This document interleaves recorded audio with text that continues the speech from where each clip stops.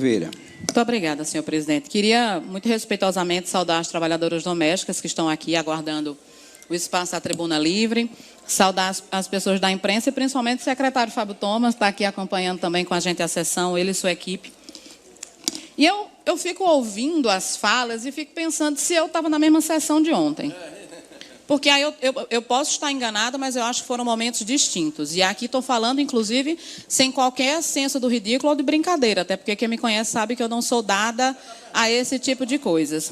Mas, assim, quando eu pedi o nome, muito respeitosamente, a pessoa que estava na bancada, é porque, assim, quando a gente não coloca o nome, acaba colocando todo mundo e dá a entender que é todo mundo que está, inclusive, nessa forma e nesse trato desrespeitoso com os colegas aqui durante a sessão. Então, é só para a gente partir desse princípio, porque aí a gente consegue esclarecer muita coisa do que a gente dialoga aqui no dia a dia. Quem me conhece, nesses quase 4 anos que nós estamos aqui, sabe que, inclusive, eu nunca tratei desrespeitosamente nenhum colega aqui no microfone, inclusive fora dele. A gente cobra ação, a gente cobra postura, mas nunca, inclusive, tratei ninguém aqui no diminutivo, nas brincadeirinhas, e não só os colegas, mas principalmente os outros poderes, né? Porque muitas vezes a gente se investe de uma determinada autoridade que se acha, inclusive, no direito de ser respeitoso com o outro ou com a outra.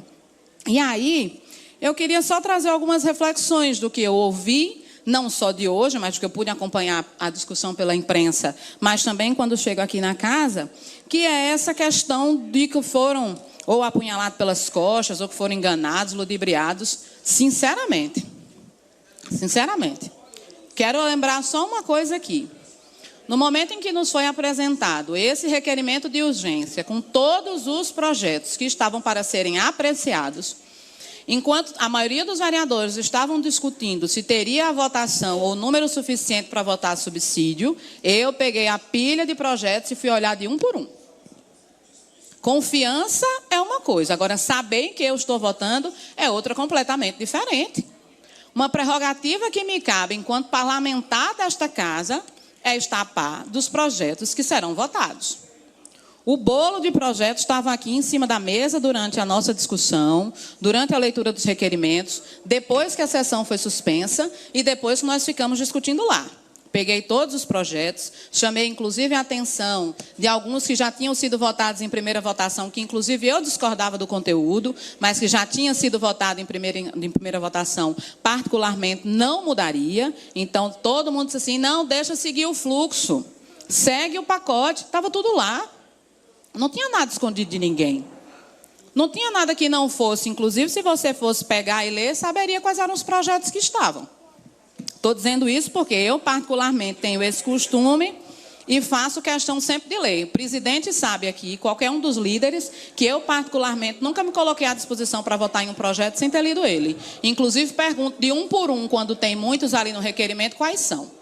Então, eu acho que a gente tem que partir deste lugar em que a gente primeiro tem que fazer a nossa tarefa. A questão do desrespeito com a liderança, e aí eu peço com muita tranquilidade, pastor Luciano Breno, já que o senhor não falou, mas eu estou licitando. Estávamos todos discutindo ontem, com prioridade, o projeto da educação. Inclusive, quero agradecer aqui de público, disse ontem, disse à tarde, mas quero colocar aqui também, agradecer a presteza do secretário Asfora Neto, que na hora que a gente ligou aqui, se colocou à disposição para vir ele e mais 3 pessoas da equipe técnica para explicar a gente, inclusive, qual era a urgência do projeto, a necessidade de a gente votá-lo, e ele foi, inclusive, muito solícito quando disse que os outros projetos que nós tínhamos dúvidas, que não envolvia somente a Secretaria de Educação, ele também se colocaria à disposição para vir aqui à tarde discutir, e foi exatamente o que aconteceu. À tarde ele também estava aqui, e quem veio foi apenas uma parte da bancada de oposição. Infelizmente, apenas 4 pessoas nossas, né, que estiveram aqui ontem, 5, para fazer essa discussão com o secretário. Mas por que é que eu estou fazendo isso? Porque diz assim, nós não sabíamos, eu não sabia, quando tem projeto do Executivo, há uma resistência para não se votar. Não é isso, não. Como bem falou o vereador Pimentel, esse projeto de revogação do empréstimo estava no SAPL desde 19 de março.